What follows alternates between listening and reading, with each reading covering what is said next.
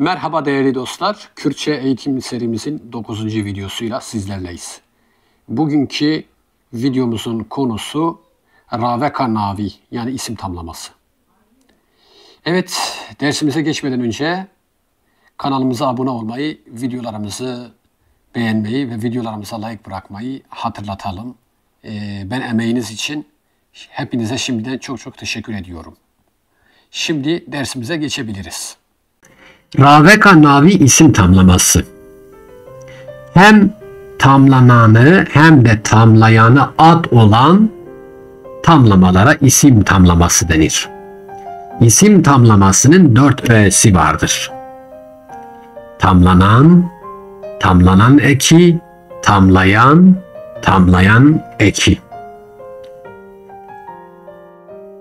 Örneğin bav, tamlanan, tamlanan eki, Ahmet tamlayan, tamlayan eki.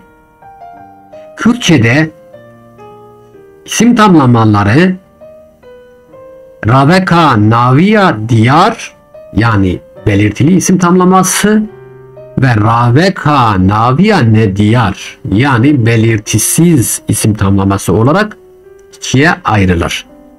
Şimdi bunlara bakalım. 1. Raveka Naviya diyar belirtili isim tamlaması. Belirtili isim tamlaması cinsiyet ve sayı açısında şu şekilde oluşur. Evet. Tamlanan tekil eril, tamlayan tekil eril olursa tamlanan ekini, tamlayan ekini alır. Örneğin Hali Kasım'ı, Kasım'ın dayısı. Evet. İkinci örneğimiz tamlanan tekil dişil, tamlayan tekil dişil olursa tamlanan tamlayan ekini alır. Örneğin Fatiha Fatma'yı. Üçüncü örneğimiz tamlanan çoğul ve ortak, tamlayan çoğul ve ortak olursa tamlanan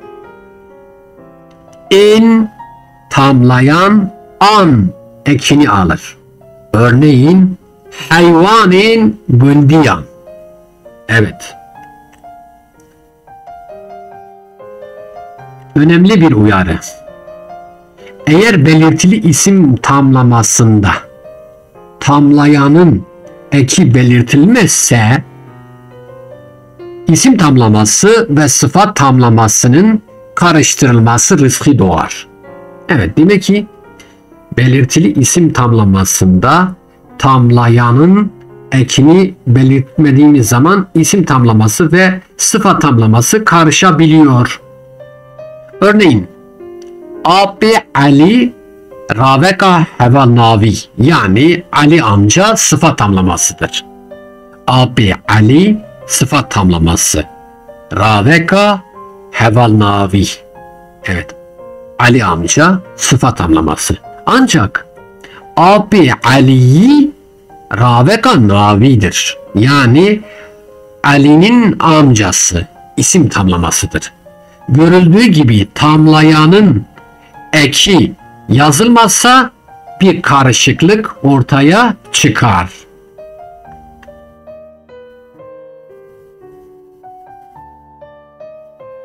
Yazı dilinde özellikle tamlayan eki belirtilmelidir. Evet, yazı dilinde özellikle, yani bir şey yazarken tamlayan ekini belirtmemiz lazım. Çünkü şöyle, mesela bizim oralarda derler mesela Abi Ahmet. Yani Ahmet'in amcası derken de Abi Ahmet derler, yanlıştır. Abi Ahmet demek Ahmet amca demek.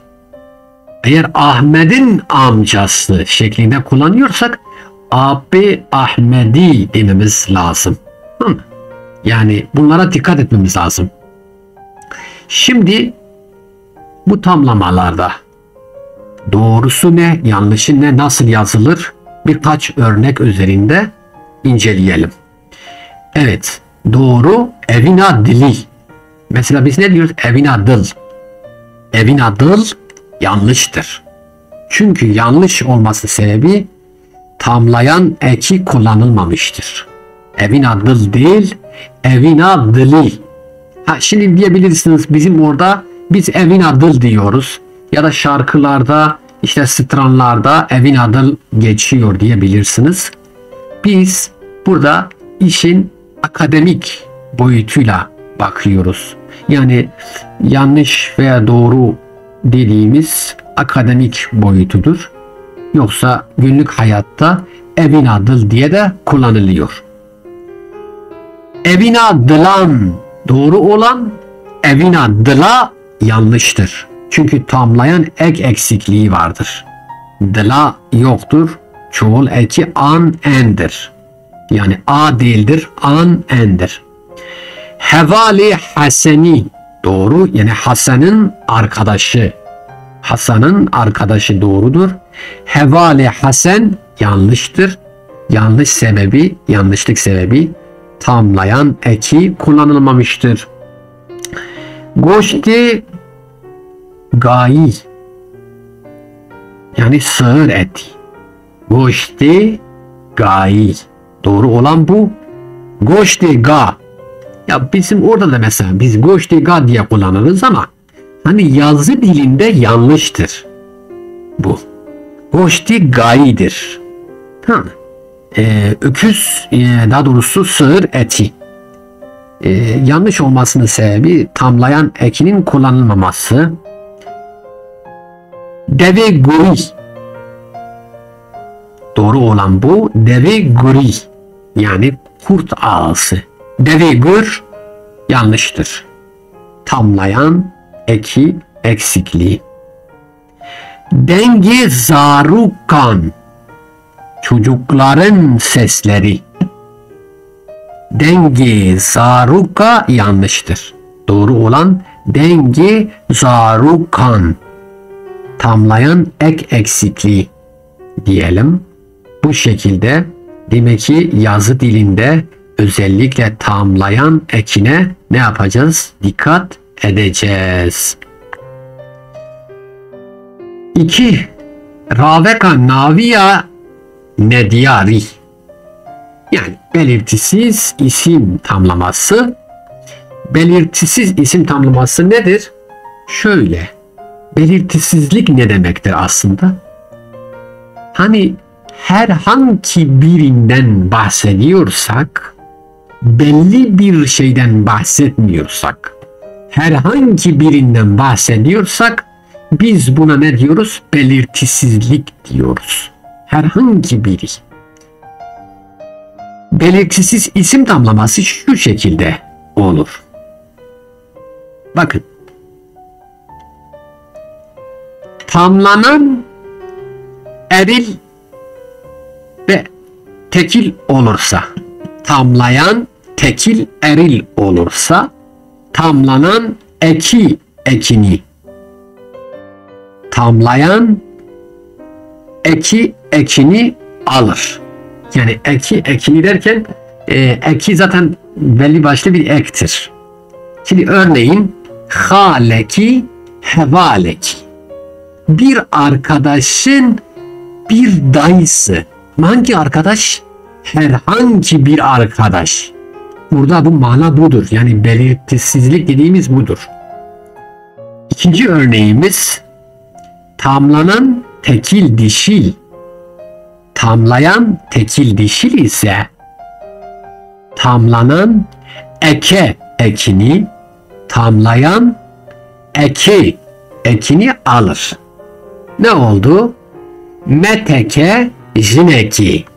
Bir kadının bir halası. Herhangi bir kadın. Herhangi bir kadından bahsediliyor.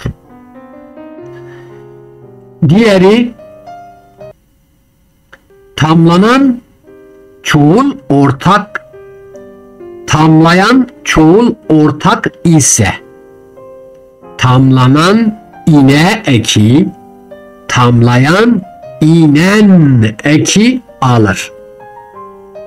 Malini ahainan yani bazı ağaların malları. Bazı ağaların malları. Görüldüğü gibi belirtisizlik budur. Tabi dersimizi bitirmeden önce şuna değinmek istiyorum. Mesela diyoruz ya sevekek, sevek, sevekek, sevek ya da sevek. Oradaki ek aslında yek kelimesinden geliyor. Eğer o yek kelimesi ek şeklinde isimlerin sonuna gelirse bu isimleri de belirtisiz isim yapıyor diyoruz. Tamlanan olmadığı durumlarda tekil dişil isimlerde şeklini alır. Örneğin hoker yani zarf durumunda rojeki ezmeşiyam daçek edattan sonra delişineki niri raveker tamlayan olduğunda ev sola jinekiye breser nesne olduğunda ez jineki dibinim. Evet bu da nedir arkadaşlar? Bazen sesi sesine sirayet ediyor, dönüyor. Hangi durumlarda? Zarf durumunda edattan sonra isim geliyorsa, yani dişil isim edattan sonra geliyorsa, tamlayan olduğunda ya da cümle içerisinde nesne olarak kullanıldığında. Evet değerli dostlar, bir videomuzun daha sonuna geldik. Başka bir videoda buluşmak umuduyla hoşça kalın. Hatırı ve bebinin bihir u hoşi.